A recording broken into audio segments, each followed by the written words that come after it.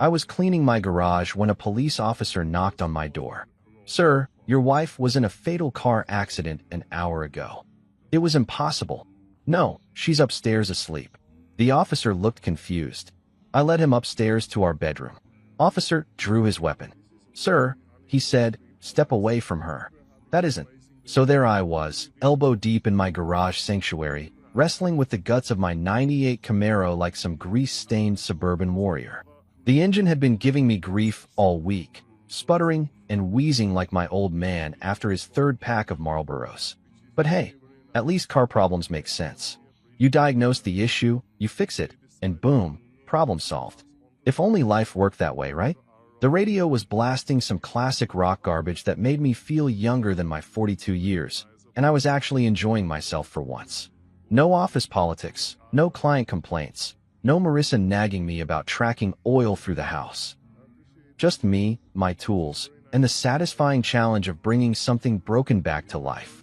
Call it therapy for guys who refuse to admit they need therapy. Then came the knock. Not the friendly, "Hey neighbor, got a beer?" kind of knock.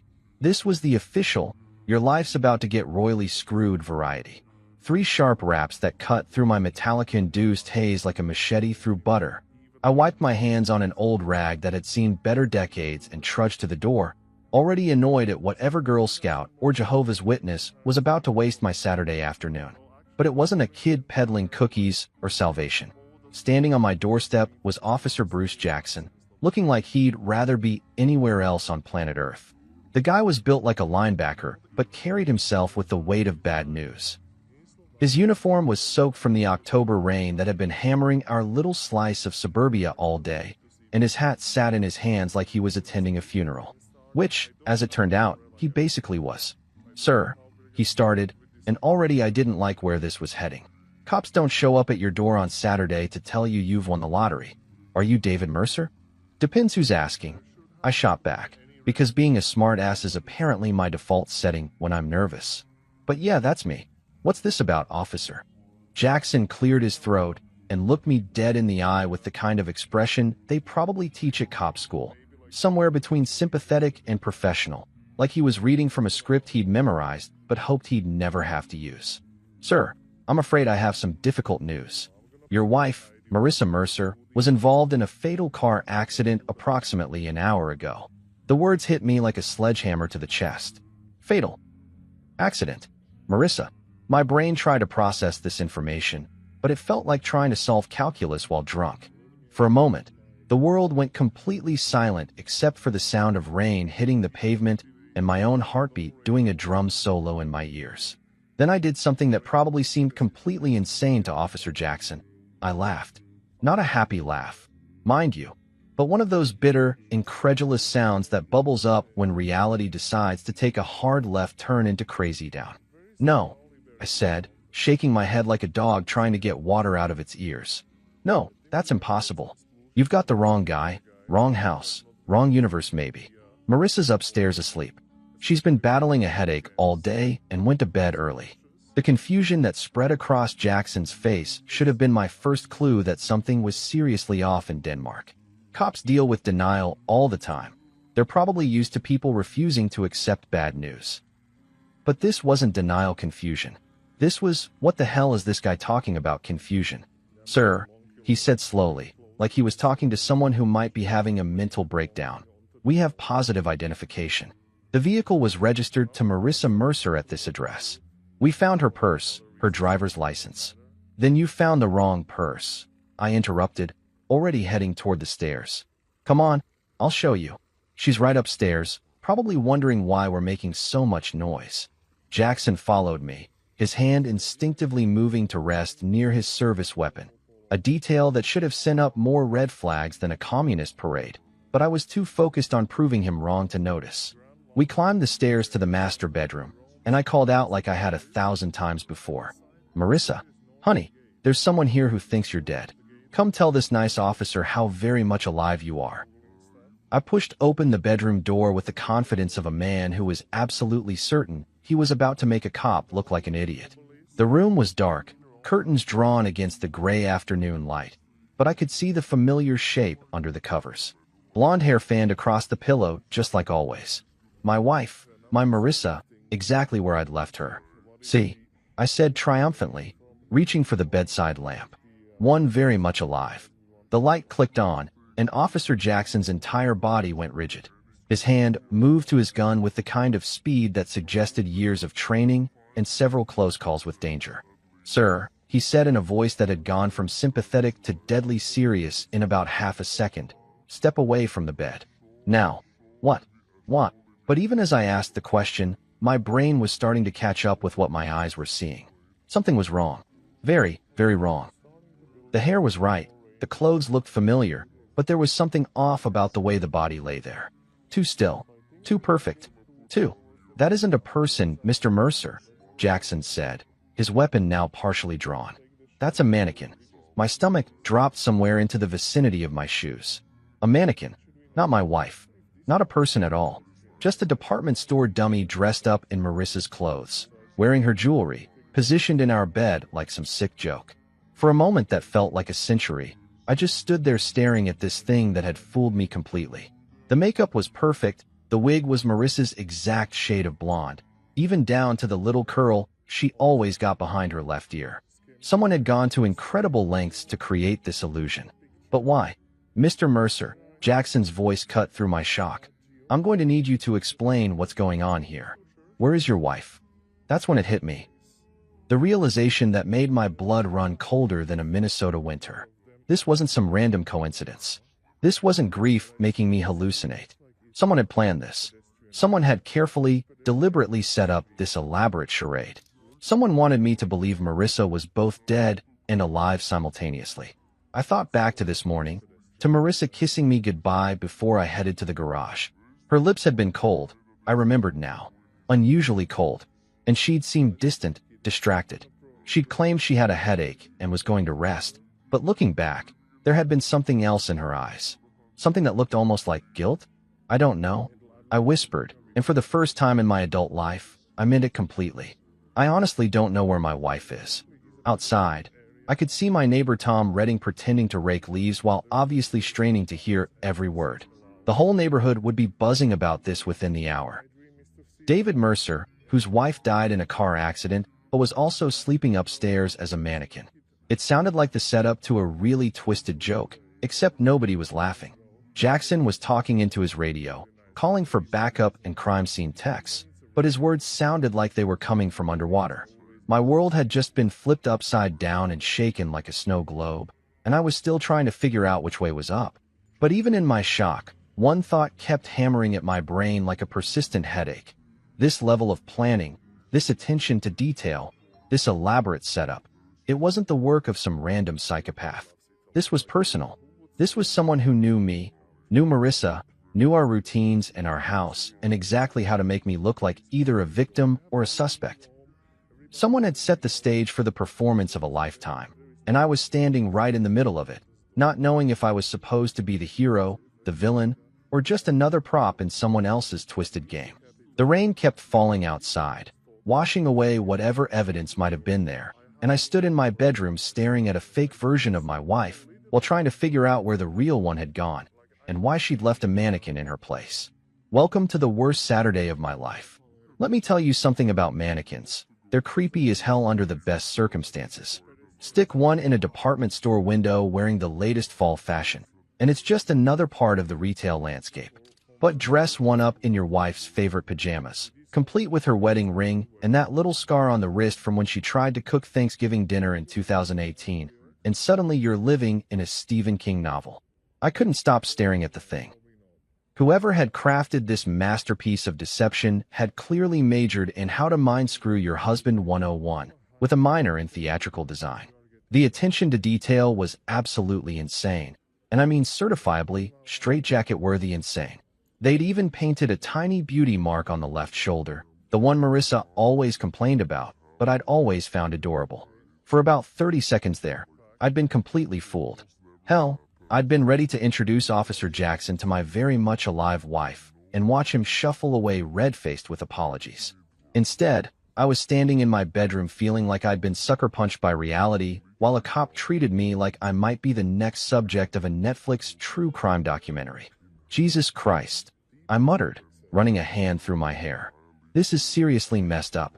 Jackson was all business now, his earlier sympathy replaced by that cop mode suspicion that probably kept him alive on the streets.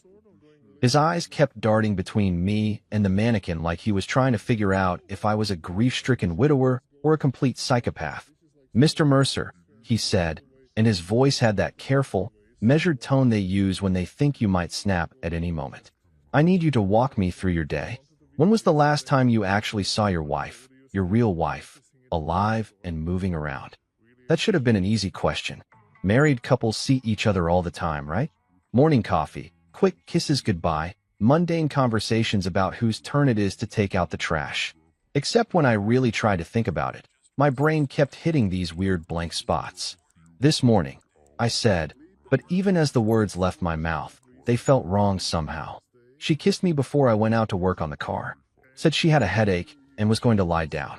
What time was that? Around 10, maybe 10:30?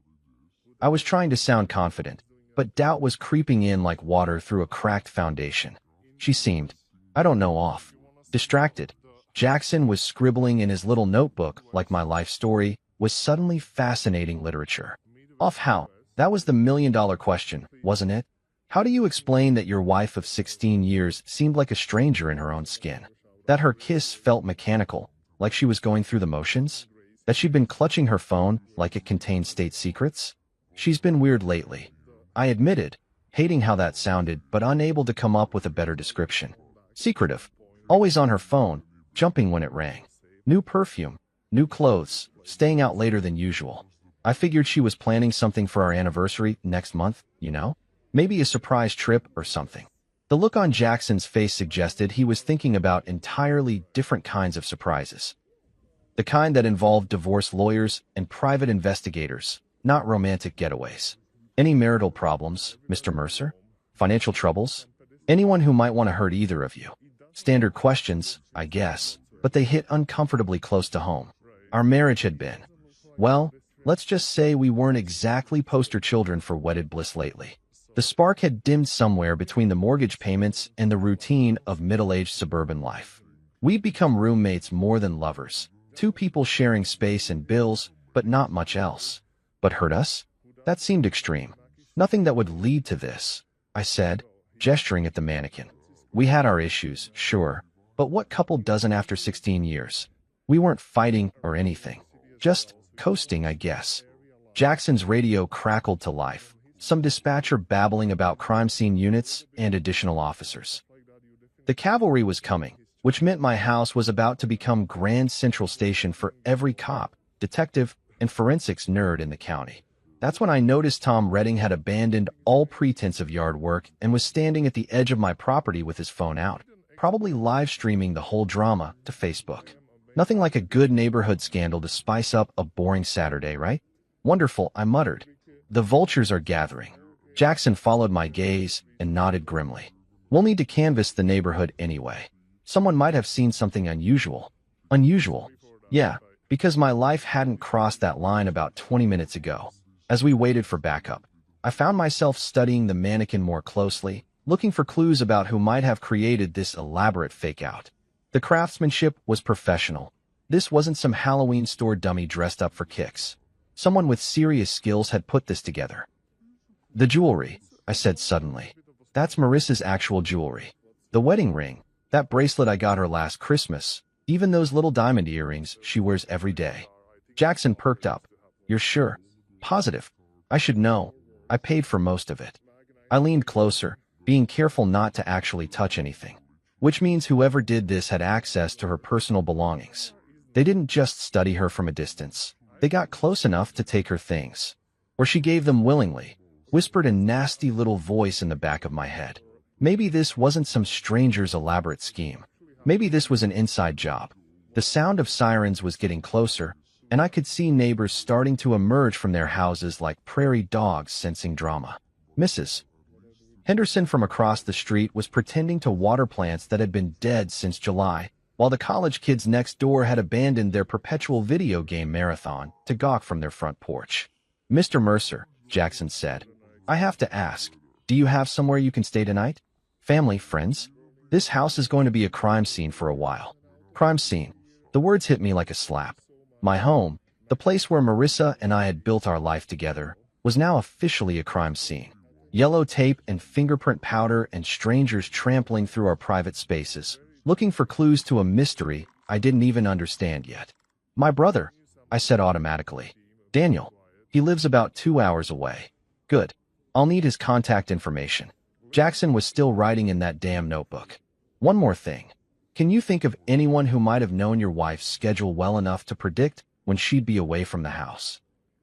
That question made my stomach clench, because the truth was, lots of people knew Marissa's routines. Her co-workers at the marketing firm, her book club friends, her tennis partners. Hell, even Tom Redding probably knew more about our comings and goings than I did, considering how much time he spent lurking around his front yard. But there was one name that kept surfacing in my mind, even though I didn't want to acknowledge it. Julian Hart, my business partner and supposed best friend. Julian, who'd been spending an awful lot of time at our house lately, always with some excuse about work projects or client meetings. Julian, who knew our schedules because he helped create them. Julian, who Marissa always seemed a little too happy to see. The first police cruiser was pulling into my driveway, followed by an unmarked sedan and what looked like a mobile crime lab. My quiet suburban Saturday had officially become a circus, and I was apparently the main attraction. I looked at the mannequin one more time, this perfect replica of my wife lying in our bed like some twisted sleeping beauty. Someone had gone to incredible lengths to create this illusion, but why? What was the point of making me think Marissa was both dead and alive? Unless the point wasn't to fool me. Maybe I was never supposed to find the mannequin. Maybe it was meant for someone else entirely. Someone who would come looking for Marissa and find this fake version instead. But if that was true, then where the hell was my real wife? And why had she left me holding the bag for whatever game she was playing? The cops were at my front door now, and I could hear Jackson's voice directing them upstairs. My life was about to be dissected by strangers, every private moment examined for clues to a puzzle that seemed to have more pieces missing than present. I just hoped that when they put it all together, I'd still recognize the picture they found. The next 3 days felt like living in some alternate reality where everything looked normal, but nothing actually made sense. The police had turned my house into their personal playground, dusting for fingerprints and bagging evidence like they were shopping at a crime scene clearance sale. I'd been staying at a Holiday Inn that smelled like industrial disinfectant and broken dreams, eating takeout Chinese food and watching news reports about my own life like I was some random spectator instead of the guy living this nightmare. The media had latched onto the story like vultures on roadkill. Mysterious mannequin case baffles police. Husband discovers fake wife in bed. Is this murder or elaborate hoax? The reporters were having a field day with my misery, turning my personal hell into primetime entertainment for people eating dinner and pretending to care about strangers' tragedies. But here's the thing about rock bottom. Sometimes it gives you the clarity to see what you should have noticed all along. Sitting in that crappy hotel room, surrounded by empty takeout containers and my own spiraling thoughts, I finally admitted what my gut had been screaming for months. Something was seriously wrong with my marriage, and it wasn't just the usual middle-aged doldrums. So I did what any reasonable man would do when his life exploded into 1,000 pieces. I called my little brother.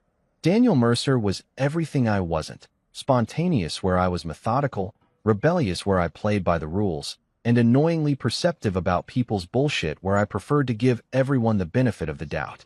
He'd become a private investigator after washing out of law school, claiming he preferred real detective work to pushing papers for corporate scumbags. We hadn't talked much lately, mainly because he'd spent our last conversation telling me I was drowning in suburban mediocrity and needed to wake up before life passed me by. Turned out the little bastard might have been onto something. David. His voice sounded surprised when he picked up.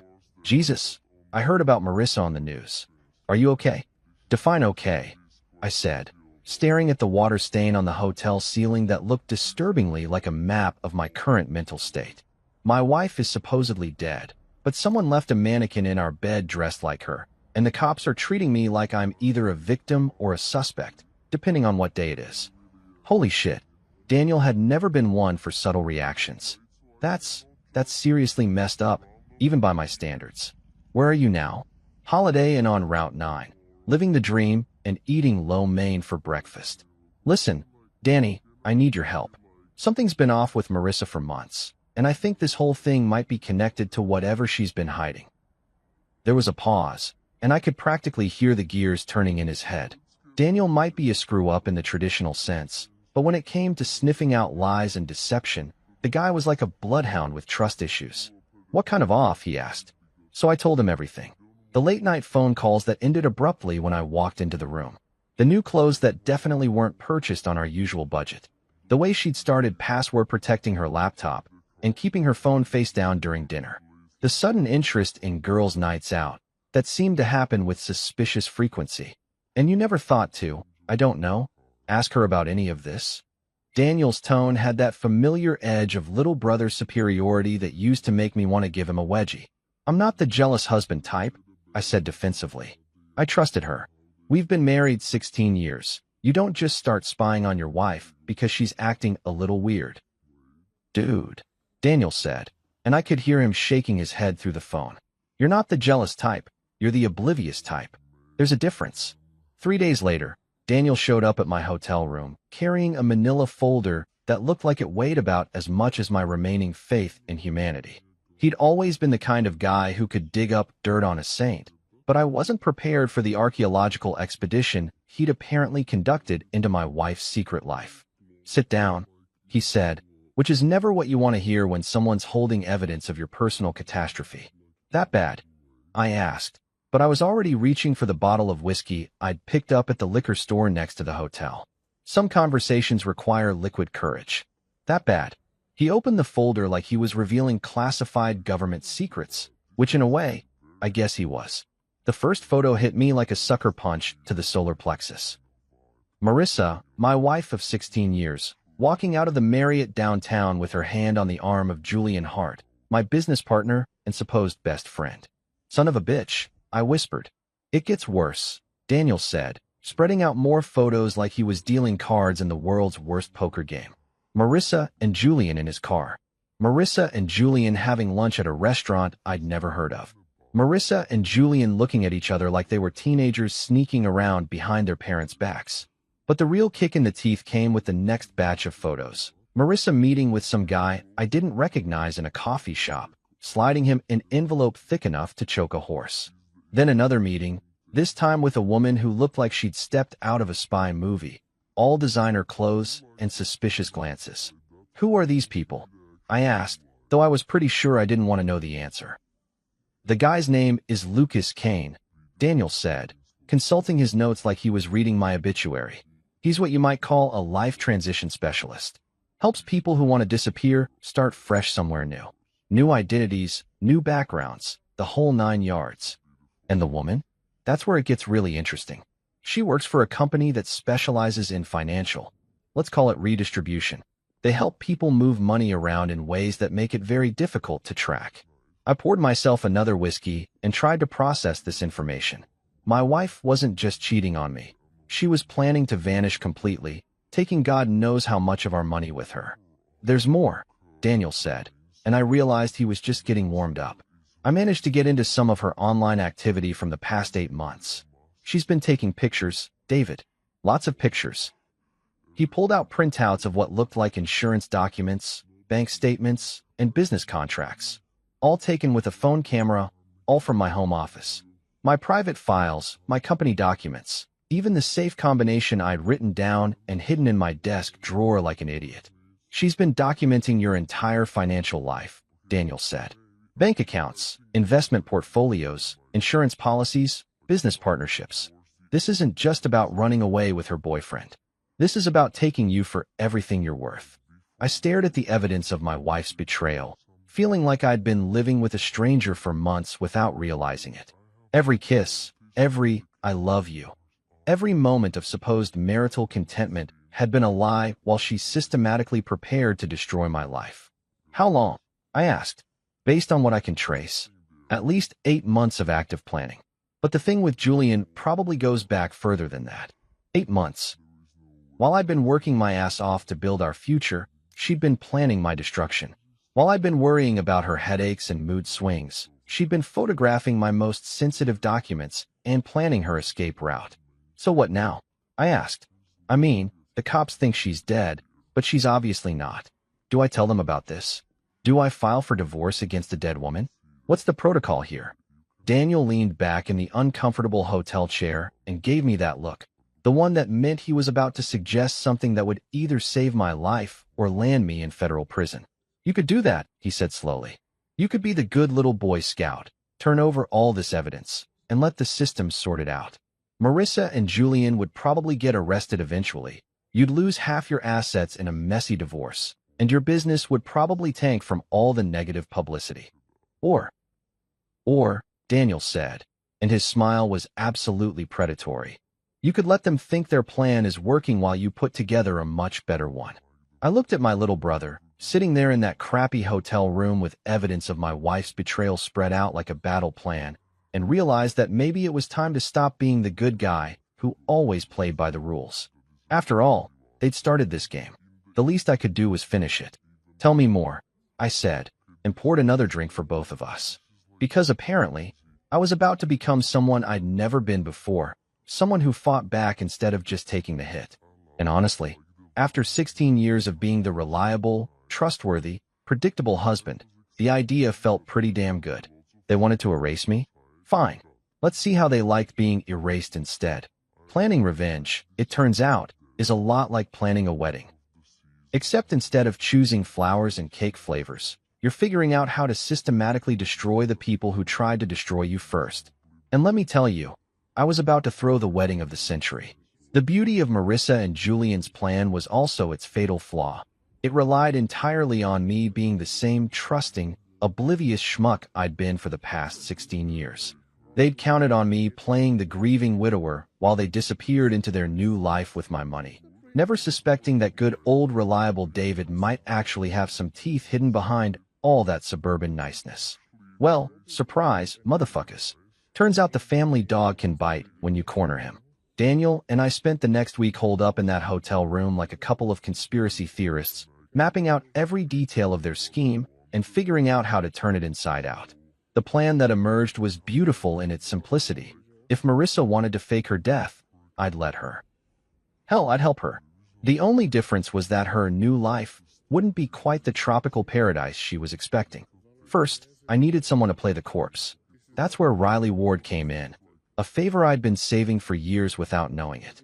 Riley was former military, the kind of woman who could disarm a bomb or perform field surgery with equal competence, and she owed me big time for helping her get her security contractor business off the ground when she left the service. More importantly, she had the kind of moral flexibility that made her perfect for what I had in mind. You want me to what now? Riley asked when I called her with my proposition. Even over the phone, I could hear the amusement in her voice. She'd always appreciated a good con job. Play dead, I repeated. One car accident, very convincing, very final. You'd be the body they find in the wreckage instead of Marissa. And your actual wife won't be quite as dead as she's hoping to be. There was a pause, then Riley's characteristic laugh, the sound of someone who'd seen enough real combat to find civilian problems entertainingly absurd. This is the most fucked up favor anyone's ever asked me for. I love it. When do we start? While Riley handled the theatrical side of things, I turned my attention to home renovations. Amazing what you can accomplish with a little creativity, some soundproofing materials, and 16 years of accumulated knowledge about your house's quirks. The basement had always been my domain anyway. Marissa hated going down there, claiming it was too dark and creepy. Perfect. I built her a little apartment down there, complete with bathroom facilities, a comfortable bed, and even a flat-screen TV. Call it a subterranean bed and breakfast, except the checkout time was entirely up to me. The soundproofing was professional grade. Couldn't have the neighbors getting curious about any unusual noises, after all. But the real masterstroke was flipping Lucas Kane, their so-called life transition specialist. Turns out Mr. Kane had some interesting tax issues with the federal government, and a few phone calls to the right people made him very eager to discuss alternative employment opportunities. Funny how quickly a man's loyalty shifts when he's looking at potential jail time. Your wife and her boyfriend are planning something big, Kane told me during our clandestine meeting at a truck stop outside town. He looked like the kind of guy who sold fake IDs to college kids, which wasn't far from the truth. They want to accelerate the timeline. Something about you getting suspicious.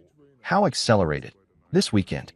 The accident's supposed to happen Saturday afternoon on Route 116, that stretch with all the curves. Your wife will be driving to visit her sister in Albany. I almost laughed. Marissa's sister lived in Phoenix and hadn't spoken to her in 3 years. If I'd been paying attention, that alibi alone would have blown their whole scheme. And after the accident, I pick up the real package from a rendezvous point about 5 miles from the crash site. Then it's new identities and a trip to Costa Rica, where your business partner has been setting up some very nice offshore accounts. Not anymore, I said, sliding him a new envelope thick with cash. Here's what's actually going to happen. Saturday morning arrived gray and drizzly, perfect weather for a tragic accident. I spent the morning in the garage again, just like the week before, except this time I wasn't working on the car. I was waiting for the phone call that would tell me the show had begun. The call came at 2:47 p.m. Officer Jackson's voice was appropriately somber as he delivered the news I'd been expecting. Mr. Mercer, I'm afraid I have some difficult news about your wife. I played my part perfectly, rushing to the hospital, demanding to see the body, breaking down in controlled grief when they told me the remains were too badly damaged for viewing. Riley had done her job beautifully. The accident looked absolutely convincing, complete with Marissa's purse and jewelry scattered around the wreckage. The dental records would match because we'd made sure they would. Meanwhile, about 30 miles away, Lucas Kane was picking up a very different package than he'd been expecting. Instead of my conscious, eager to escape wife, he found Marissa unconscious in the back of his van, courtesy of some pharmaceuticals Riley had provided. By the time my dear wife woke up, she'd already been delivered to her new home, my custom-built basement suite. The beauty of the whole operation was its symmetry. Marissa had wanted to disappear, to erase herself from our life, and start fresh somewhere else. Well, congratulations, honey, mission accomplished. She was now officially dead to the world, exactly as she'd planned. The only difference was that her new world was a 10-by-12 room beneath the house, where she'd spent 16 years lying to me. Julian, of course, was frantically trying to reach both Marissa and Kane, not knowing that one was legally dead and the other was now working for me. I could picture him pacing around his apartment, checking his phone every 30 seconds, wondering why his carefully orchestrated plan seemed to be falling apart. Poor Julian. He was about to discover that some people are much better at playing chess than others realize. The funeral was scheduled for Thursday, a closed casket affair, naturally, given the condition of the body. I'd already started receiving casseroles from well-meaning neighbors and condolence cards from people I barely knew. The whole neighborhood was rallying around the poor widower, offering support and sympathy for my tragic loss. If they only knew that my dead wife was currently sitting in my basement watching her own memorial service on closed-circuit television, they might have been a little less generous with their tuna noodle casseroles. But that was the beautiful thing about small-town life. People saw what they expected to see. A grieving husband getting support from his community. A tragic accident that claimed a young woman's life. A neighborhood coming together in the face of loss. They didn't see the security cameras I'd installed throughout the house, or the reinforced steel door I'd put in the basement, or the way I smiled just a little too broadly when people offered their condolences. They certainly didn't see Marissa, very much alive and finally getting a taste of what it felt like to be trapped in someone else's plan. The game was just beginning, and for the first time in months, I was the one holding all the cards. Marissa had wanted to play dead? Fine. Now she could find out exactly what that felt like, permanently. After all, she'd made her choice when she decided to erase me from her life. Now I was simply returning the favor, with interest. Welcome to your new life, darling. I hope you enjoy the accommodations. There's something deeply satisfying about watching someone's world collapse in real time, especially when that someone spent months planning your destruction. Call it karma, call it justice, or just call it good old-fashioned revenge. Whatever you want to label it. I was enjoying every second of Marissa's slow realization that her brilliant escape plan had turned into her worst nightmare. She woke up around 6 in the evening, about 4 hours after Kane delivered her to my custom-built hospitality suite. I'd been monitoring her through the security cameras I'd installed, watching her sleep with the kind of peaceful expression she hadn't worn around me in months. Funny how relaxed people look when they think they're about to get everything they want. The first thing she did was call out for Julian, which told me everything I needed to know about who she'd been thinking about during those last conscious moments. Not her husband of 16 years, not the life she was leaving behind, but her new boyfriend and their shiny future together. Well, honey, that future just got a serious revision. When she finally opened her eyes and took in her surroundings, the confusion on her face was absolutely priceless. This clearly wasn't the safe house or private jet she'd been expecting. Instead of tropical beaches and offshore bank accounts, she found herself in a windowless room with cement walls, tasteful lighting, and all the charm of a high-end prison cell. "What the hell?" she whispered, struggling to sit up on the bed I'd so thoughtfully provided. The drugs were still working their way out of her system, making her movements sluggish and uncoordinated. I let her marinate in confusion for a few more minutes before activating the intercom system. No point in rushing the big reveal. I'd waited months for this moment, and I intended to savor it properly. "Good evening, Marissa," I said, my voice echoing through the speakers with perfect clarity. "I hope you slept well. You're going to need your energy for what comes next." The way her head snapped up toward the sound was like watching a deer realize it's wandered into a hunter's crosshairs. Her eyes darted around the room, searching for the source of my voice, finally settling on the camera mounted discreetly in the corner. "David." Her voice cracked slightly, and I could hear 16 years of marriage in that single word. The familiarity, the confusion, and now the growing terror. "David, what is this? Where am I?" "You're exactly where you wanted to be, sweetheart," I replied, settling back in my office chair upstairs like I was watching my favorite TV show. Dead to the world, starting fresh, beginning a whole new life. "Congratulations, you got everything you asked for." I clicked on the monitor that showed the local news coverage of her death, complete with footage of the accident scene and interviews with neighbors expressing their shock and grief. The anchor was doing that serious news voice thing they all learn in journalism school, describing the tragic loss of a beloved community member. In other news, I continued conversationally. "Your funeral is scheduled for Thursday." I went with the closed casket option, given the condition of the body. "Very tasteful service. I think you'd approve of the flower arrangements." Marissa was staring at the screen in absolute horror, watching her own death being reported like she was witnessing some alternate reality. Her hands were shaking as she pressed them against the walls, looking for a way out that didn't exist. "This is insane," she said, and her voice was getting stronger as the drugs wore off and the reality of her situation sank in. "You can't keep me here. People will look for me. Julian will." "Julian will what?" I interrupted, genuinely curious about what she thought her boyfriend was going to do. "Julian thinks you're dead, remember? That was the plan. Your plan. The only difference is that instead of sipping Mai Tais on a beach in Costa Rica, you're getting a front row seat to your own memorial service." I switched the feed to show Julian's apartment, where my business partner was currently pacing around like a caged animal, frantically trying to call Lucas Kane and getting sent straight to voicemail. The poor bastard had no idea that his carefully orchestrated scheme had been hijacked by someone who played the game better than he did. "Take a good look, Marissa," I said, zooming in on Julian's panicked face. "That's the man you chose over me. The one you were willing to destroy our marriage for. Watch how concerned he is about your well-being." Julian was on his phone again, but he wasn't calling hospitals or police stations. He was calling his lawyer, his accountant, anyone who could help him figure out what had gone wrong with their plan. Not once did he seem genuinely worried about Marissa as a person. She was just another asset that had failed to materialize. "He doesn't give a damn about you," I continued, enjoying the way Marissa flinched with each word. "You were just a convenient way to get access to my money and my business. Now that the plan's gone sideways, he's already working on how to save his own ass." The truth was hitting her like a series of physical blows. I could see it in her face, the gradual understanding that she'd been played just as much as I had, maybe more. Julian had used her feelings for him to turn her into a weapon against her own husband, and now that the weapon had misfired, he was cutting his losses. "You're lying," she said, but there was no conviction in her voice.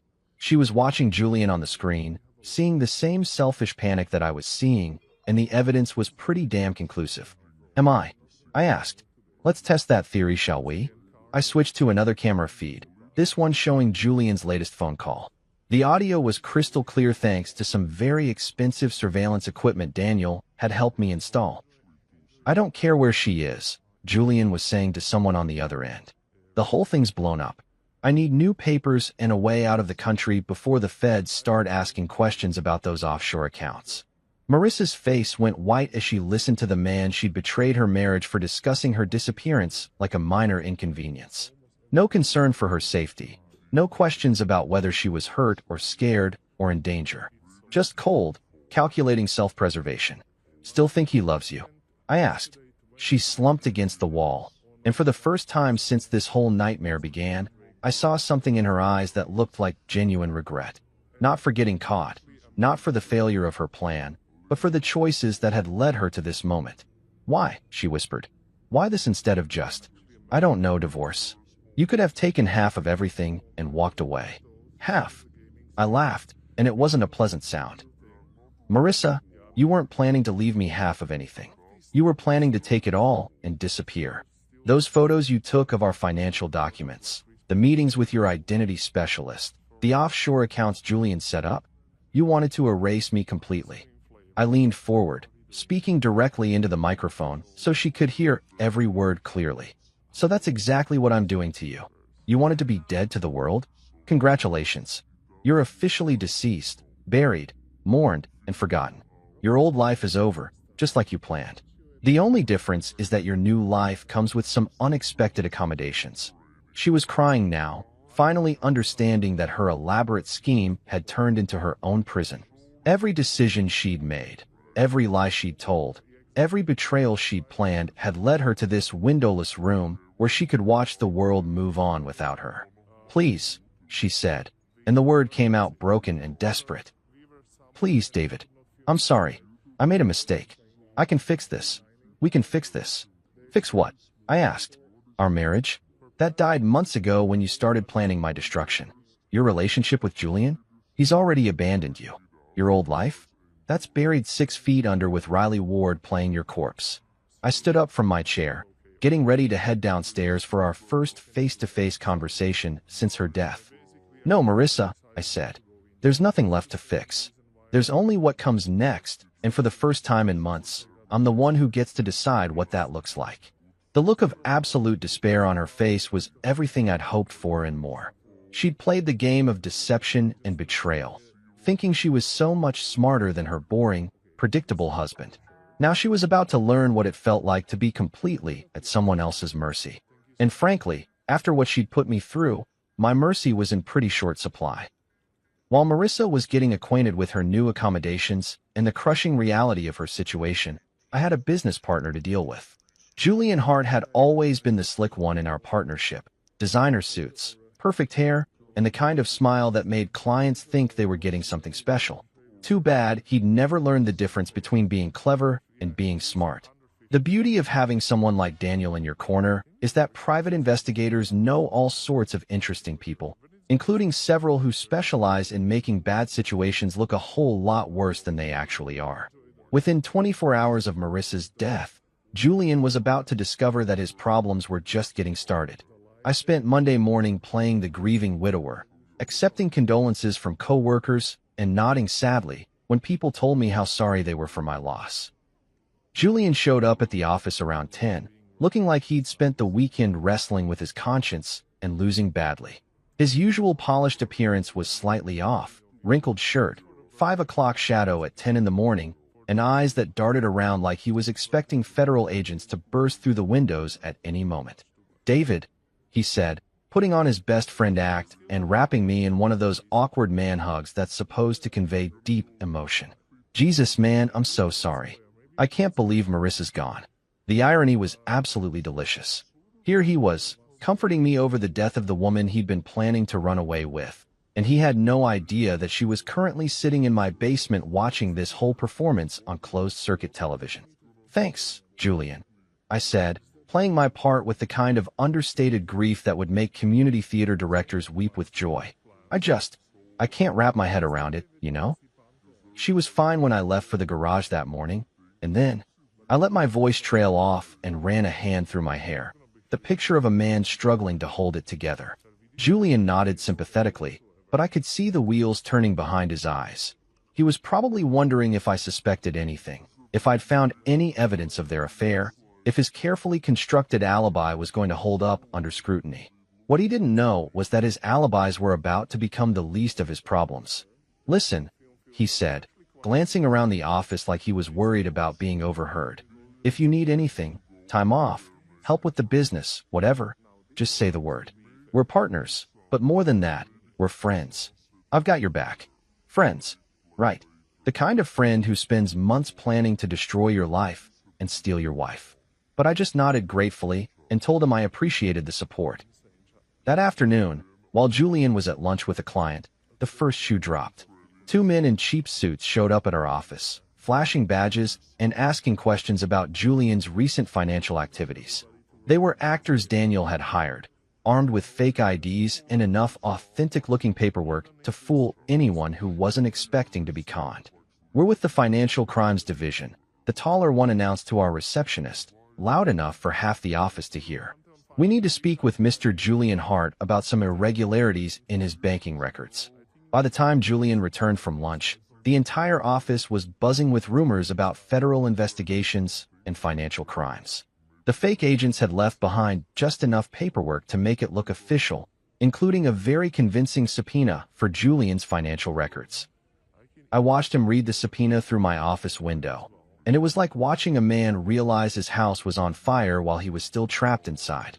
His face went through about 6 different shades of pale before settling on a sickly green that matched his expression perfectly. He was in my office within minutes, closing the door behind him and trying to look casual while his entire world crumbled around his ears. "David," he said, attempting his usual confident tone and failing spectacularly, "I need to talk to you about something. There might be some complications with some of my personal investments." "Complications?" I asked, raising an eyebrow with just the right amount of concern. "What kind of complications?" "It's probably nothing," he said, but the sweat beading on his forehead suggested otherwise. "Some mix-up with offshore accounts, international transfers, that kind of thing. You know how paranoid the feds are about money laundering these days. The beautiful thing about guilty people is how eager they are to explain away their crimes before anyone even accuses them of anything." Julian was basically confessing to financial fraud while trying to make it sound like a clerical error. "Should I be worried about the business?" I asked. "I mean, if there are federal investigators looking into your finances." No, he said quickly, too quickly. "This is completely separate from our partnership. Personal stuff. Nothing that affects the company at all." He was lying, of course. The offshore accounts he'd set up were meant to hold my money after he and Marissa cleaned out our joint assets and disappeared. But watching him try to cover his tracks while panicking about an investigation that didn't actually exist was better than cable television. That evening, I headed downstairs to give Marissa a front row seat to her boyfriend's meltdown. She was sitting on the bed I provided, staring at the blank monitor screen like she could will it to show her something different than the truth. "Evening news time," I announced cheerfully, switching on the feed from Julian's apartment. Tonight's episode, watching a guilty man try to figure out how screwed he really is. Julian was on his phone again, but this time he wasn't calling lawyers or accountants. He was calling Lucas Kane, the identity specialist who was now working for me, begging for an emergency extraction. "I need new papers tonight," Julian was saying, pacing around his living room like a caged animal. "The whole thing's blown up. There are federal agents asking questions, and I need to be gone before they connect me to the offshore accounts." Marissa was watching with the kind of horrified fascination you'd reserve for a car accident happening in slow motion. This was the man she'd chosen over 16 years of marriage. A coward who was ready to abandon her the moment his own comfort was threatened. "Still think he's your knight in shining armor?" I asked. She didn't answer, but I could see the tears streaming down her face as she watched Julian throw their entire relationship under the bus to save himself. "He's not even asking about you," I continued. "Not wondering if you're safe, not concerned about what happened to you, just worried about his own skin." The phone call continued, with Julian growing more desperate by the minute. Kane was stringing him along beautifully, making promises about new identities while secretly recording every word for my entertainment. "Where does he think you are right now?" I asked Marissa, does he think you're dead like everyone else? Or does he know you were supposed to be picked up after the fake accident? He thinks. She started, then stopped, her voice catching. He thinks I'm waiting at the safe house. He thinks Kane picked me up, and I'm just waiting for him to join me. And yet he's planning to run without you, I observed. Interesting priorities your boyfriend has. On the screen, Julian was now offering Kane double money for immediate extraction, no questions asked. He was willing to abandon Marissa, abandon their plan, abandon everything as long as he could save himself from consequences that were mostly imaginary. This is the man you destroyed our marriage for, I said quietly. This is who you thought was worth throwing away 16 years of history. Take a good look, Marissa. This is what love looks like when it's tested. She was sobbing now, finally understanding that she'd been played by someone who cared about her even less than she'd ended up caring about me. Julian had used her feelings to turn her into a weapon against her own husband, and now that the weapon had backfired, he was cutting his losses without a second thought.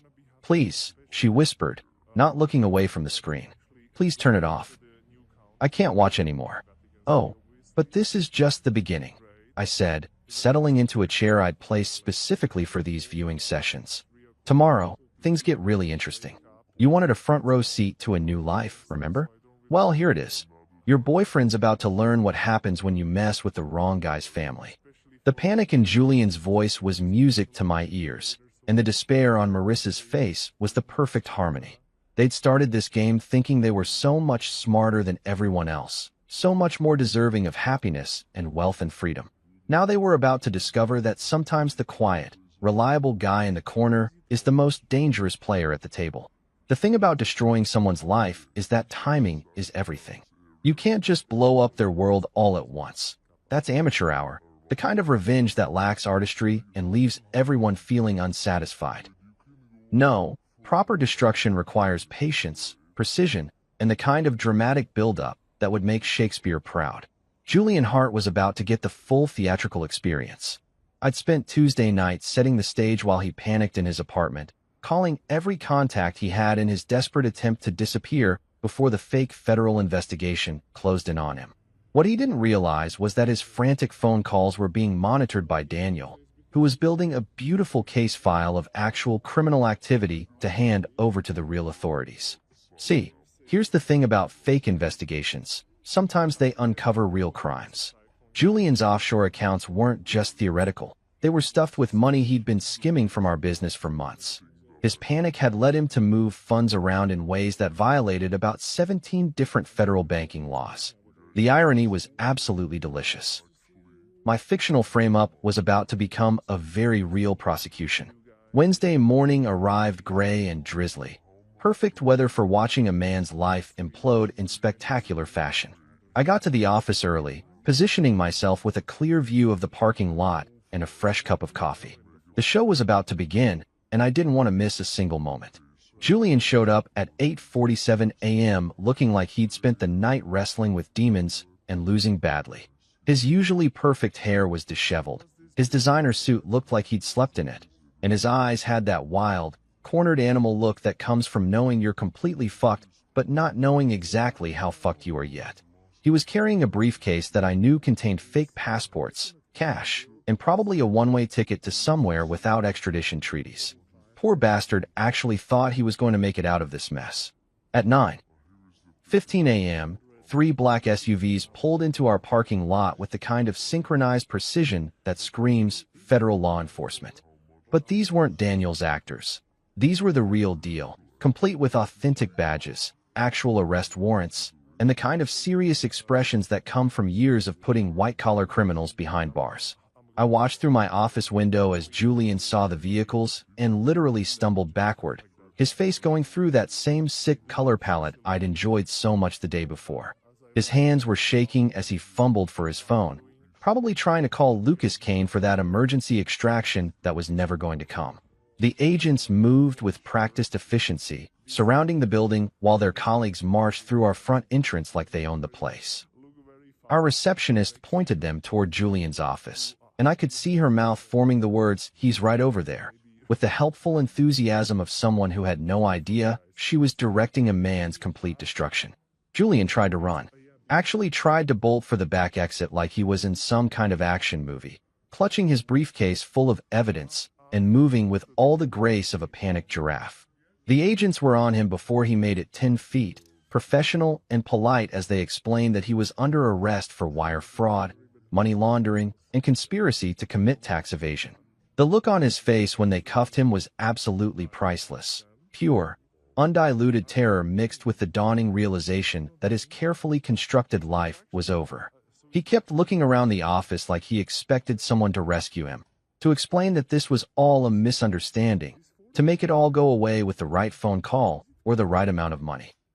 But there was no rescue coming, no last-minute reprieve, just the cold, hard reality of federal agents reading him his rights while his co-workers watched through office windows with the kind of horrified fascination usually reserved for natural disasters. "David," he called out as they led him toward the exit, his voice cracking with desperation. "David, you have to help me. Call my lawyer. This is all a mistake." I stepped into the hallway, putting on my best expression of shocked concern. "Julian? What's happening? What's going on?" "It's about the offshore accounts," he said, and I almost laughed at how eager he was to confess his crimes in front of witnesses. "The federal investigation, it's all a misunderstanding. I can explain everything." One of the agents paused in the doorway, looking back at me with professional interest. "Sir, are you Mr. Mercer? We may need to speak with you as well, given your business partnership with the defendant." "Of course," I said, playing the cooperative citizen perfectly. "Whatever you need." I had no idea Julian was involved in anything illegal, which was technically true. I'd known he was planning to steal from me, but I hadn't known about the money laundering operation he'd been running on the side. Apparently, Julian had been even busier than I'd realized. They led him away in handcuffs while news crews gathered in the parking lot like vultures at a feast.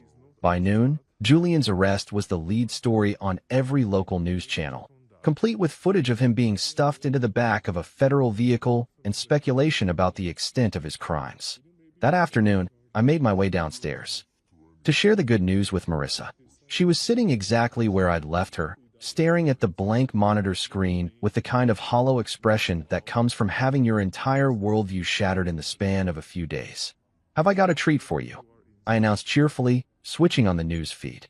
"Today's episode, the complete and total destruction of your boyfriend's life and freedom." The footage of Julian's arrest played across the screen in glorious high definition, every moment of his humiliation captured for posterity. Marissa watched in silence as reporters discussed federal charges, potential prison sentences, and the ongoing investigation into his financial crimes. 25 years, I said conversationally, reading from the news ticker at the bottom of the screen. That's the maximum sentence for the charges they've filed so far, though I suspect they'll find more violations once they really dig into his finances. She didn't respond, just kept staring at the screen as they showed file footage of Julian in happier times, glad-handing clients, cutting ribbons at charity events, posing for business magazine profiles. All of that was gone now, replaced by mugshots and perp walks and the kind of infamy that follows you forever. "You know what the beautiful part is?" I continued, settling into my viewing chair. "He did this to himself. All I did was shine a light on crimes he'd already committed. The offshore accounts, the money laundering, the tax evasion, that was all him. I just gave the authorities a reason to look." The news shifted to an interview with one of the federal agents, who explained that this was just the beginning of their investigation. They'd found evidence of a much larger operation involving multiple co-conspirators and millions of dollars in illegal transfers. "They're going to want to make a deal," the agent was saying. "Someone facing this many charges, looking at this much prison time, they usually have a lot to say about their associates and accomplices." I glanced at Marissa, who had gone very still. She was smart enough to understand the implications. Julian was going to roll over on everyone he could think of to reduce his sentence, including her. Except she was officially dead, which made her both the perfect scapegoat and completely unreachable for questioning. "Looks like your boyfriend's going to try to blame you for everything," I observed. "Good thing you're dead, right? Can't prosecute a corpse, can't put a ghost in prison. You should probably send him a thank you card." For the first time since I'd brought her down here, Marissa looked directly at me instead of at the screen. "Why?" she asked, her voice barely above a whisper. "Why go to all this trouble? You could have just turned us in from the beginning." Because, I said, leaning forward so she could see the absolute sincerity in my eyes. Turning you in would have given you a chance to explain, to make excuses, to play the victim. This way, you get to watch everything you thought you wanted turn to ash, and you get to live with the knowledge that you did it to yourself. The news was showing Julian's mugshot now, side by side with a photo from our last company Christmas party. The contrast was striking, from successful businessman to federal prisoner in less than a week. He never loved you, I said quietly. Not the way I did, anyway. You were just a tool he used to get what he wanted, and now that tool has broken. He's going to throw you away to save himself. She was crying again, but these weren't tears of self-pity. These were tears of understanding, of finally seeing the truth that had been staring her in the face all along. Julian Hart was going to prison, his life and reputation destroyed beyond repair. And the woman he'd used and abandoned was going to spend the rest of her life knowing that she'd chosen him over a husband who had actually loved her. Sometimes justice really is beautiful. 2 weeks. That's how long it took for Marissa to finally break down and ask for a face-to-face meeting.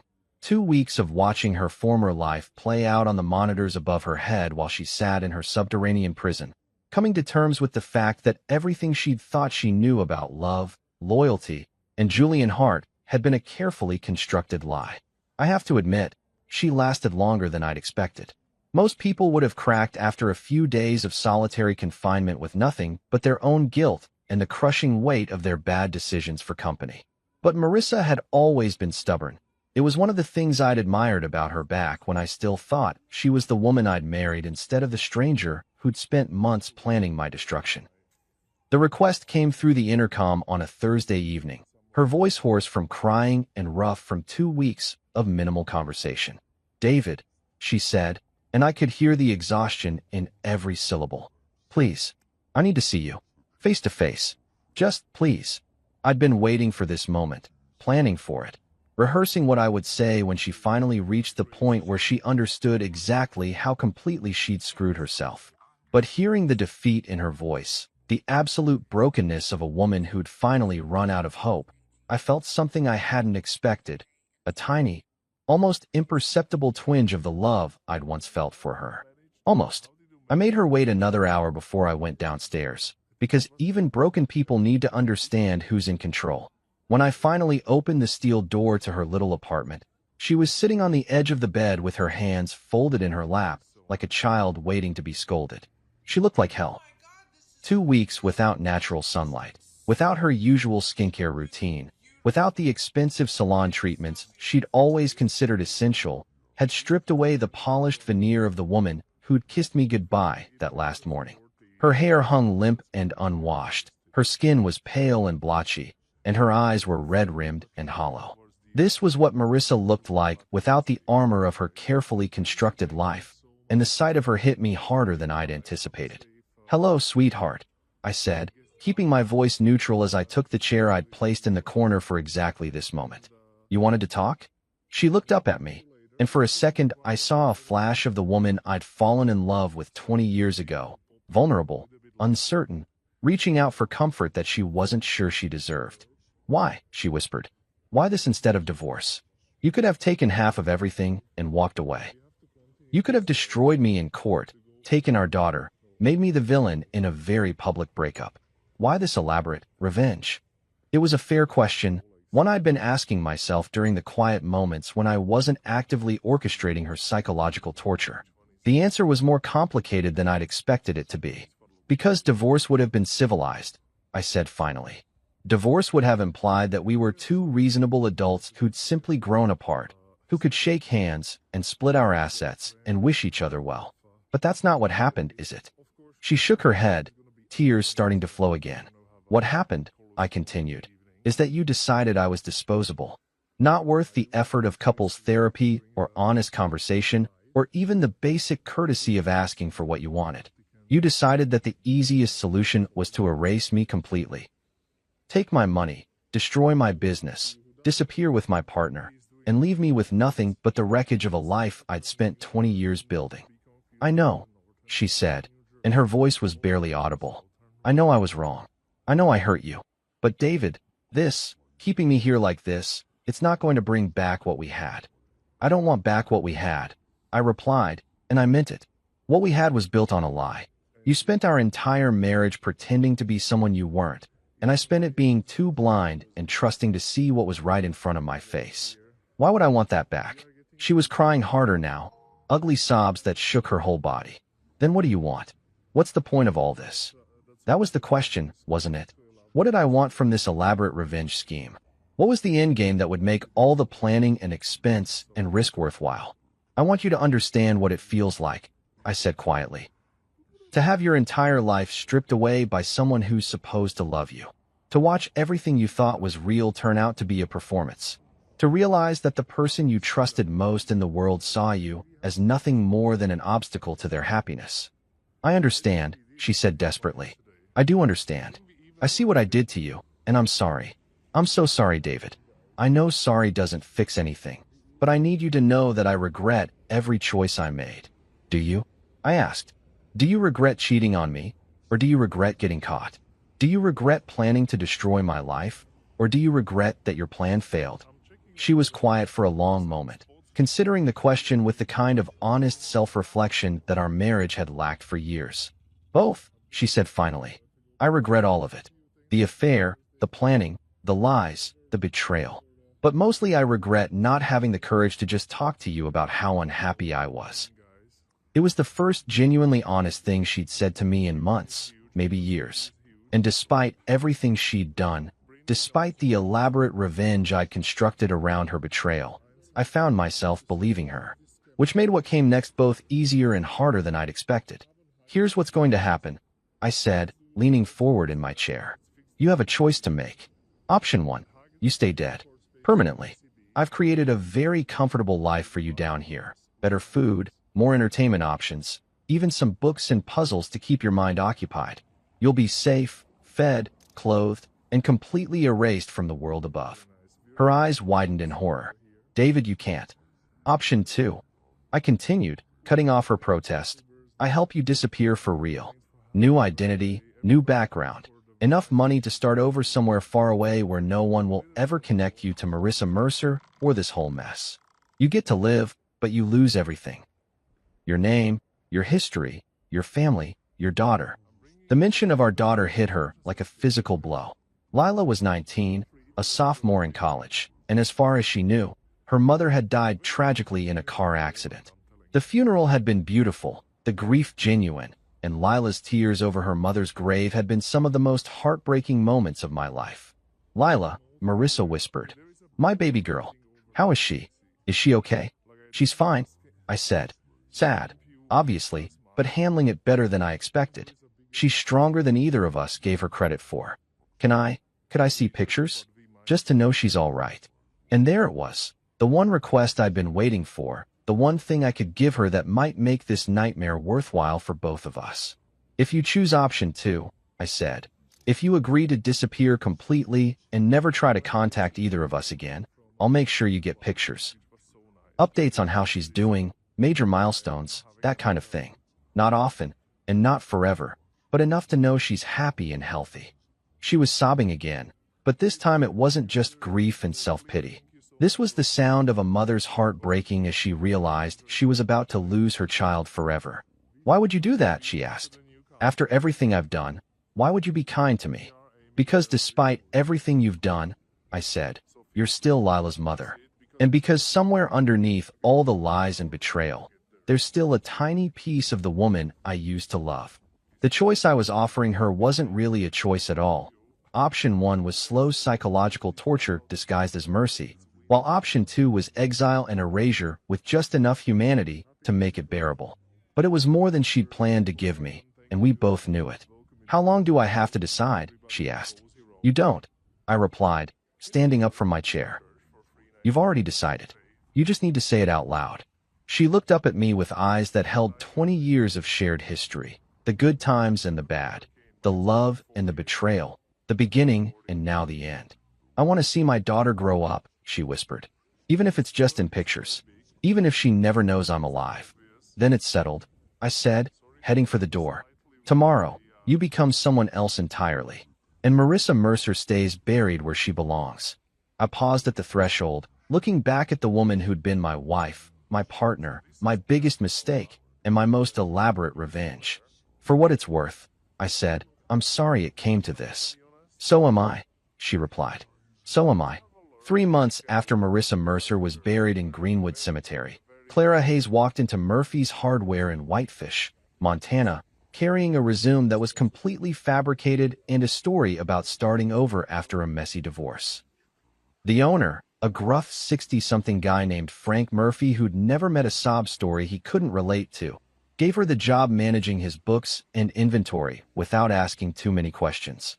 Clara was everything Marissa had never been: quiet, modest, grateful for simple work and a small apartment above the store. She wore secondhand clothes from the local thrift shop, kept her hair pulled back in a plain ponytail, and lived the kind of unremarkable life that wouldn't attract attention from anyone, least of all federal investigators looking for connections to Julian Hart's financial crimes. I'd done my homework when creating her new identity. Clara Hayes had a perfectly boring background. Born in Oregon, moved around a lot as a kid, parents died in a car accident when she was 25, no siblings, no close friends, no social media presence worth mentioning. She was the kind of person who could disappear into small-town America without leaving so much as a ripple. Meanwhile, back in my actual life, things were going better than they had in years. Hart and Mercer had become just Mercer Consulting after Julian's very public downfall, and business was booming. Turns out that being the innocent victim of your business partner's financial crimes makes you look trustworthy and competent by comparison. Clients who'd been on the fence about working with us suddenly saw me as the stable, reliable choice in an industry full of sharks and con artists. The insurance payout from Marissa's death had been substantial, $250,000 that went straight into a trust fund for Lila's future. My daughter was thriving at college, throwing herself into her studies with the kind of focused determination that suggested she'd inherited the best parts of both her parents. She called me every Sunday, and our conversations had become deeper and more meaningful than they'd ever been when Marissa was alive. Grief, it turned out, had a way of cutting through the bullshit and forcing people to focus on what really mattered. I'd even started dating again, carefully and cautiously, but with a sense of possibility I hadn't felt in years. There was something liberating about being completely honest about who I was and what I wanted, instead of trying to maintain the fiction of a happy marriage that had been dead for longer than I'd cared to admit. But the most satisfying part of my new life was the monthly ritual I'd established with Clara Hayes. Every fourth Saturday, I'd drive to a post office box in a town about 50 miles away and mail an envelope to a P.O. box in Whitefish, Montana. Inside were photographs: Lila at her college graduation ceremony where she'd made Dean's List, Lila volunteering at a local animal shelter, Lila on spring break with friends who clearly adored her. Never anything that could be traced back to me, never anything with identifying information, just proof that our daughter was happy, healthy, and growing into the kind of young woman any parent would be proud of. I never included letters or explanations, just the photos and sometimes a newspaper clipping if Lila had been mentioned in the campus paper for some academic achievement. It was enough to let Clara know that her sacrifice hadn't been meaningless, that the daughter she'd given up to save was thriving in her absence. In return, Clara Hayes lived the kind of invisible life that kept her safe from discovery. She went to work, paid her bills, attended the occasional town function, and never, ever tried to contact anyone from her former life. She'd become exactly what I'd offered her the chance to become: a ghost of herself, alive but erased, breathing but dead to everyone who'd ever mattered to her. About 6 months into this arrangement, Clara made a mistake. It was small, the kind of slip that most people would never notice, but I'd been monitoring her online activity through some very sophisticated software Daniel had helped me install. She'd searched for Lila Mercer on the public computers at the Whitefish Library, probably hoping to find news about her daughter that went beyond my carefully curated photo updates. The search lasted less than 5 minutes before she realized what she was doing and logged off, but it was enough to trigger the alerts I'd set up. Within an hour, Clara Hayes' internet service was mysteriously discontinued due to routine maintenance issues that would take several weeks to resolve. Her phone service developed similar problems, leaving her effectively cut off from the outside world. The message was clear: stick to the agreement, or lose even the small mercies I'd been providing. She never tried to search for us again. As the months turned into a year, I began to understand something about revenge that I'd never considered before. It wasn't just about making someone pay for what they'd done to you. It was about finding a way to live with what they'd taken from you. And sometimes that meant taking something equally precious from them. Marissa had tried to erase me from existence, to steal my life and leave me with nothing but the ashes of 20 years of marriage and partnership. So I'd erased her instead, more completely and permanently than she'd ever planned to erase me. She was alive, which made it more merciful than what she'd planned for me. But she was also dead to everyone who'd ever loved her, which made it more cruel. The genius of it was that she'd chosen this fate herself. I hadn't forced her into exile. I'd simply offered her a choice between two kinds of imprisonment, and she'd picked the one that let her hold onto a tiny thread of connection to the daughter she'd betrayed along with me. Julian, meanwhile, was serving his time in federal prison, probably spending his days wondering how his carefully planned escape had turned into a life sentence. The offshore accounts he'd set up to hold my stolen money had been seized by the government, along with everything else he'd accumulated through years of financial fraud. He'd lost his freedom, his wealth, his reputation, and his future, all because he'd underestimated the quiet guy in the corner office who paid attention to details. Sometimes I wondered if Clara Hayes ever thought about the life she'd thrown away, if she ever regretted choosing Julian Hart over the husband who'd loved her despite her flaws. But mostly, I didn't think about her at all. She'd become what she'd always been in the end, irrelevant to my happiness, unnecessary for my future, a cautionary tale about the price of betrayal.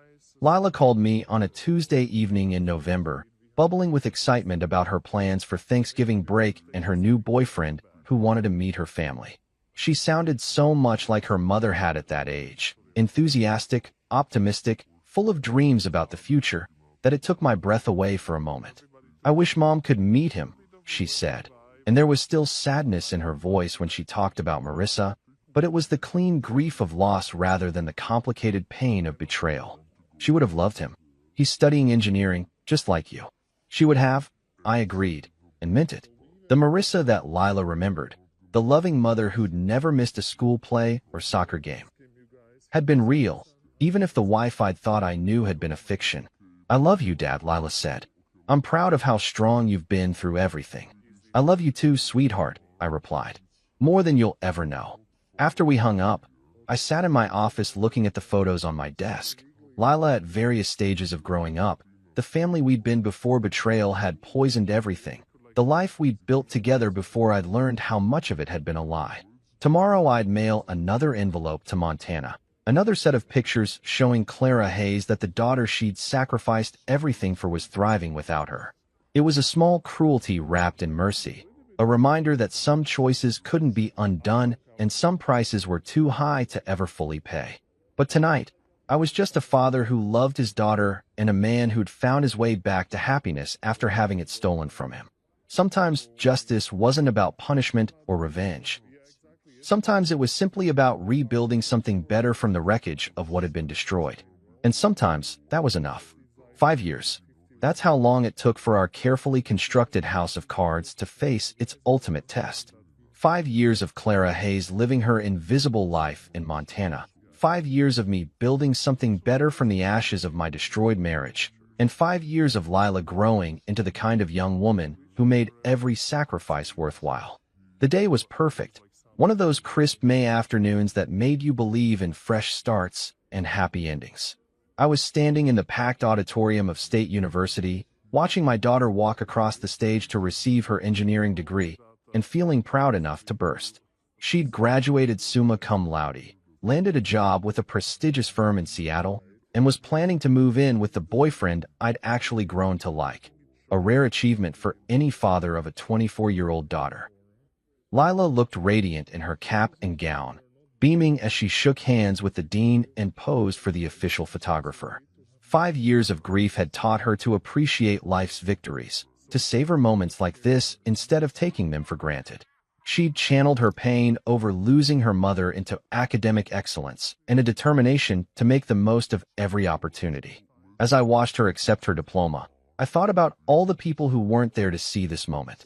Marissa, who'd loved Lila more than anything in the world, but had chosen her own selfish desires over being present for her daughter's future. Julian, who was still serving his federal sentence and would probably die in prison.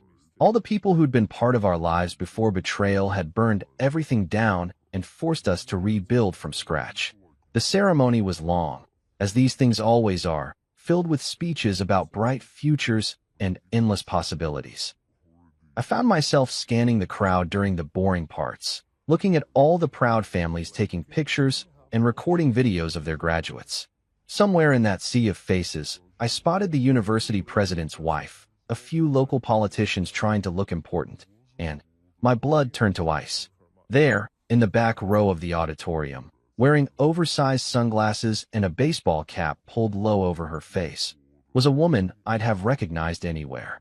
Older, thinner, dressed in the kind of generic clothing you'd find at any Walmart, but unmistakably the person who'd once been my wife. Clara Hayes had broken the cardinal rule of our arrangement.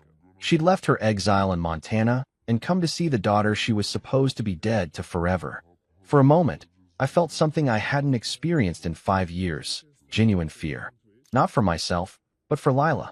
What if Clara tried to approach her? What if she decided that 5 years of hiding was enough and attempted some kind of reunion? What if she destroyed the careful peace we'd built by injecting herself back into our lives? I watched Clara watching our daughter, and even from across the crowded auditorium, I could see the tears streaming down her face. This was probably the first time she'd seen Lila in person since faking her own death, and the girl she was looking at was completely different from the college freshman she'd left behind. Lila had grown up in her absence, matured into an adult who'd learned to navigate the world without her mother's guidance. Clara's hands were shaking as she raised a small camera, probably one of those disposable ones you can buy at gas stations, and took a few pictures. She was being careful not to use the flash, trying to remain invisible while documenting the moment she'd traveled 1,000 miles to witness. Part of me wanted to march over there and drag her out of the auditorium before she could cause any damage. Part of me wanted to have security escort her away and then make some calls to ensure she never got this close to our life again. But another part of me, a part one didn't particularly like acknowledging, understood exactly why she was there. This was her daughter too. Despite everything she'd done, despite the choices she'd made and the price she'd paid for them, Lila was still her child. And watching your child graduate from college was the kind of milestone that made people do desperate, dangerous things. So I made a choice that surprised even me. Instead of stopping her, I watched her watch our daughter, and I let her have this moment. It was probably the only time she'd ever see Lila again, the only chance she'd have to witness what her sacrifice had preserved. When the ceremony ended and the crowd began to disperse, I saw Clara start to move toward the exit. She was being smart, trying to leave before the crowd thinned out enough for anyone to get a clear look at her face. But as she passed my row, our eyes met across 20 feet of space and 5 years of complicated history. The recognition was instant and mutual. For just a moment, we stared at each other like two ghosts meeting in a graveyard, both of us haunted by the life we'd destroyed and the choices we'd made in its aftermath. I could have signaled security. I could have pointed her out to the people around me, made a scene that would have ended with her arrest and exposure. I could have destroyed her new life as completely as she'd once tried to destroy mine. Instead, I did something that felt both like forgiveness and like the final act of revenge. I nodded. Just once, barely perceptible, but enough to acknowledge that I'd seen her and chosen not to act. The look of shock and gratitude that crossed her face was worth more than any punishment I could have inflicted.